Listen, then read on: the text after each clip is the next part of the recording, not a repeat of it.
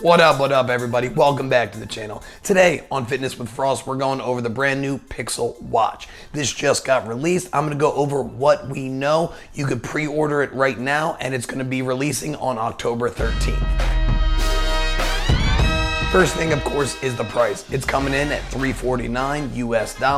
If you want to get the LTE version, you will be paying $399. You're only using the LTE version if you want to be able to use your watch without your phone with you, if you want to take text messages and calls and stuff like that. It's also going to be using Wear OS, and it's really the first mainstream watch that's going to be using it. TicWatch use it, and I believe another one, and of course the Galaxy watches have been using it, but with their own Wear UI in front of it. Since Google is partnered with Fitbit, there's a lot of Fitbit integration within the watch itself. It does come with 6 months of premium Fitbit. This is going to give you extra things like meditation, workouts, and stuff like that. After those 6 months, you will have to pay either $9.99 a month or $80 for the year for premium services. You can also use Google Fit if you would like, but they're really pushing towards Fitbit. We're really not sure what the future of Google Fit will be. It is going to be coming in 3 different colors: a silver, a kind of goldish, and a matte black finish for anything. Also with those 3 colors, it's only going to come in that one size, the 41 millimeters. There doesn't seem to be any smaller or bigger variant.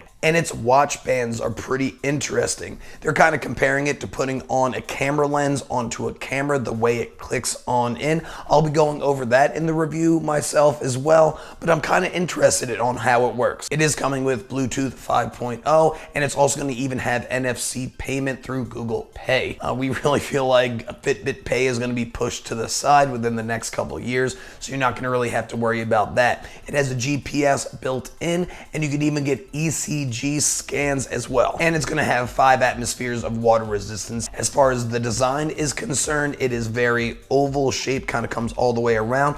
Those bezels actually don't seem that bad. It's pretty much the entire UI has a black finish, so it's a little bit harder to see the bezels.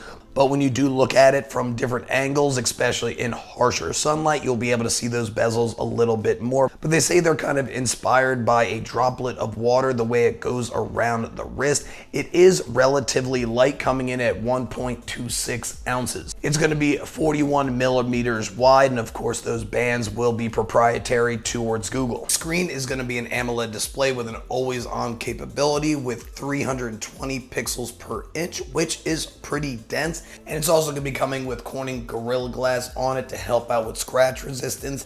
I am a little concerned since that oval shape around is going to be easier to nick against certain spaces. And of course, if you're going on rock climbing, I definitely can't recommend this because you'll probably bang that no problem. One of the things I'm most concerned about with it is it's saying it's up to 24 hours of battery life. I'm really hoping they're saying conservative with that estimate.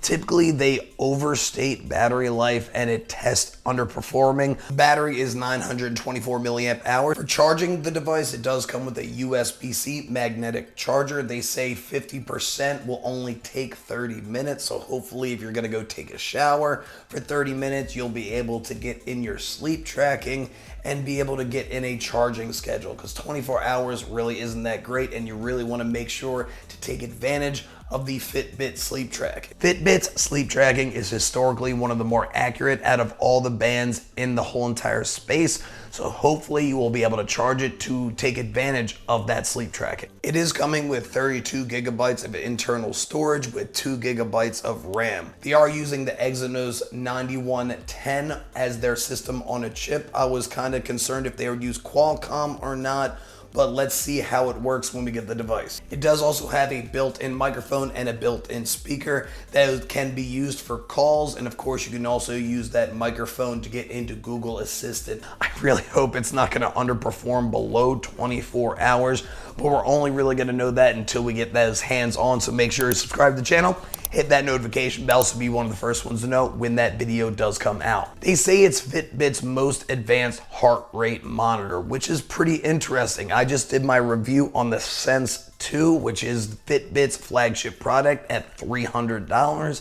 And if it's more advanced than that, that's great, but I'm also a little disappointed by people who went with the Sense 2. And of course, this is a Google Watch. There will be no Apple integration whatsoever. They are, right out the box, going to have all Google integrations with Google Assistant, with Google Maps, with Google Pay. So I'm very excited that's all going to come out as soon as the band comes out. You don't have to wait for that update like you do with the Sense 2 and the Versa 4. The other sensors on it is going to be an SpO2 sensor to track blood oxygen levels, and also an ECG scanner as well to detect things like AFib. They say also fall detection is going to be coming next year. I know that Apple Watches and the Samsung Watches do have that fall detection, so that's going to be coming next year. That isn't going to be coming at launch. Well, hopefully this video was helpful for you guys. If it was, please smash that like button. It's going to help push it out to the YouTube algorithm to help me grow my channel. If you get a lot of great information and you want to be able to see my review on the Pixel Watch, make sure you're subscribed to the channel. Hit that notification bell so you're one of the first ones to know when that video comes out. But as always, guys, stay happy, stay healthy, and above all, stay positive. I'll see you guys in the next one. Bye.